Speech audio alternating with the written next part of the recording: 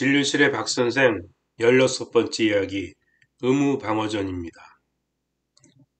봄이나 가을에 주말이 되면 지방의 관광지에서 제약회사가 주최하는 소규모 학술대회가 간간히 있어 참석을 합니다. 원래 학술대회는 각과의 학회가 주관을 하고 레이던트와 교수, 봉직의 개업이가 함께 모두 참석하는 학회가 진정한 학술대회이고, 이런 학술대회는 1년에 2차례, 즉 봄에 한 번, 가을에 한 번 열립니다. 비뇨기과뿐만 아니라 다른 과들도 대체로 봄에 열리는 충기학회는 규모가 가을학회보다 작고 주로 지방에서 열립니다. 추계학회는 정규 학술대회이고 주로 서울에서 열리고 가장 큰 학술대회입니다. 전공의 때는 비뇨기과 학술대회를 쫓아다니면서 논문도 발표하고 학회에서 주최하는 특강을 들었습니다. 전공의 과정 중에 학술대회 참석은 힘든 레이던트 과정에서 한 줄 빛과 같은 휴식의 시간이었고, 나도 비뇨기과 의사라는 우쭐함을 느끼는 공간이었습니다.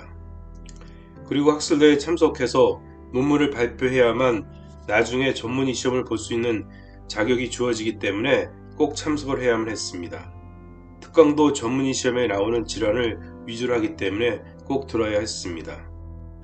하지만 학술대회가 교수들이 거들먹거리는 장소이고 괜히 다른 대학병원 전공의를 혼내고 태울 수 있는 합법적인 공간이기 때문에 평소에 악명이 높은 교수들, 즉 실력도 없으면서 밑에 사람을 못살게 굴었던 인간들이 날뛰던 곳이었습니다. 그런데 이런 학술대회의 참석도 공짜가 아니고 비싼 돈을 내야 되지만 실제로 학술대회에서 거질만한 것은 거의 없었습니다. 그래서 전공의를 마치고 나서는 교수로 재임했을 때를 제외하고는 비뇨기과학회 주최의 학술대회를 가본 적이 없습니다. 대신 제약회사가 주최하는 소규모 학술대회를 참석을 자주 했습니다. 그 이유는 과학회에서 주관하는 학술대회처럼 남을 못살게 굴거나 태우는 사람도 없고 공부하는 내용도 우리가 알고 있는 것을 복습하는 정도이고, 가장 좋은 점은 돈을 내고 혼나는 춘계 추계 학술대회와는 달리 이런 소규모 학술대회나 세미나는 제약회사에서 약품 판촉을 위해서 개최하기 때문에 숙박이나 교통비 등을 지원하므로 논문을 발표해야 되는 대학 교수나 전공의를 제한 개업이나 종합변의 과정들에게는 가장 좋은 주말의 휴식이며 즐거운 여행입니다. 주로 제주도나 경주, 부산 등의 관광지 호텔에서 주말에 학술대회를 열고, 학술대회에 참석하게 되면 같은 시기에 전공을 했던 선후배들을 만나게 되므로 학술대회가 끝나는 밤에는 자연스럽게 술자리를 하게 됩니다. 술자리에서는 레지던트 때의 추억이나 교수들의 뒷담화를 안주거리로 삼아서 술을 마시게 됩니다. 비뇨기과 의사들도 남자들이기 때문에 술을 마시면 음담패설을 합니다. 요즘에 유행하는 새로운 음담패설에 대하여 이야기하고 연예인의 뒷담화나 야한 경험담을 공유합니다. 어떤 선배가 자기의 바람 피우는 방법에 대해서 이야기를 했습니다. 있잖아, 골프장에 가서 친구들과 바람을 피우려면 떠나기 전날에 마누라와 관계를 심하게 한번하고 하면 마누라가 의심을 않거든?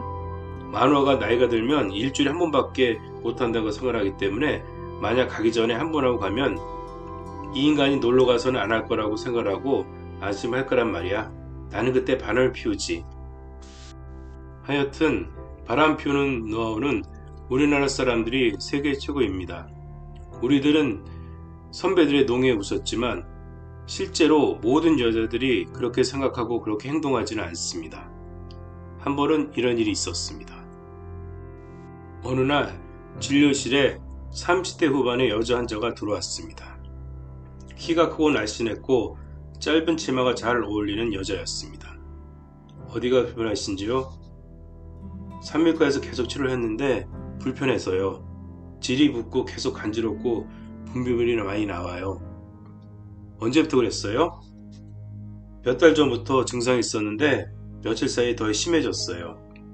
산부인과에서는 뭐라고 하던가요? 그냥 질염이라고 했어요. 약을 쓰면 쓸수록 더 힘들어요. 이제는 밤에 잠을 잘 못 자겠어요. 자, 그럼 먼저 검사를 해봅시다. 환자의 상태를 파악하기 위해 질환 쪽을 내진하였습니다. 칸디다 질염이었습니다.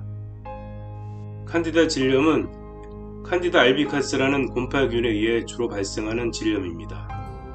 무증상이기도 하고 에 따라 증상이 심하게 나타나기도 하지만 성병은 아닙니다. 주요 증상은 질 분비물, 외음부 소양증, 통증, 성교통, 배뇨통 등이 있고 외음부가 잘 붓고 재발이 잘 됩니다. 원인은 당뇨병, 항생제 과다 사용, 경구 피임약 등등이 있지만 실제로는 내가 경험하기로는 이런 원인들보다는 생리 전후에 감기가 걸리거나 몸에 염증이 있어 항생제를 많이 사용하게 되면 질액 비정상적인 염증 소견으로부터 질액을 정상적으로 유지시켜주는 락토바실로스 등의 정상균층이 깨지고 공용 항생제에 의해서 모든 질내균층이 없어지면 마지막으로 남게 되는 균이 칸디다와 같은 곰팡이균인데 이 상태에서 성관계를 심하게 가지거나 증상을 없애려고 항생제를 계속 쓰면 증상이 점점 심해져서 질 부위가 붓고 증상이 매우 심해집니다. 어떤 면에서 임균성 질염, 트리코모나스 질염 등이 성병성 질염보다도 더 아프고 간지러워서 환자들이 걱정을 많이 하지만 치료를 며칠만 받으면 금방 좋아집니다. 하지만 재발이 잦은 편입니다. 칸디다 질염입니다. 성병인가요? 성병은 아니고요. 생리후에 정상 세균층이 깨진 상태에서 증상이 나타나는데 이때 성관계를 심하게 하거나 치료를 항생제를 잘못 쓰면 증상이 심해집니다. 치료는 되나요? 치료는 아주 잘 되는 편인데 주의하지 않으면 재발할 수가 있습니다. 환자는 며칠 치료하고는 완치가 되었습니다. 그런데 이 여자분이 2주가 지난 후에 다시 병원에 왔습니다. 역시 칸디다 질염이었고 이번에도 치료를 받았습니다. 그리고 한 달 후에 또다시 내원하여 칸디다 질염으로 진단을 받았습니다.